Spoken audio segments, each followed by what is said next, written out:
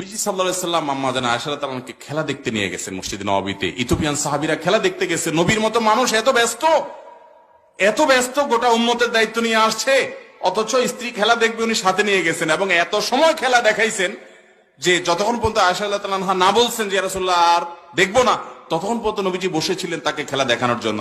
তার তো খেলা দেখার মতো টাইম নেই। খেলা দেখা বলতে আপনাদের টেলিভিশনে খেলা দেখা হালাল মনে করিয়েন না, আবার যেখানে ওই নাটক আপনার অ্যাডভার্টাইজ দুনিয়ার জেনা হারাম জিনিস আসে, ওইটা না। এটা লাইভ, সরাসরি মাঠের, সেখানে হারাম কিছু না হয় সরাসরি দেখলেন।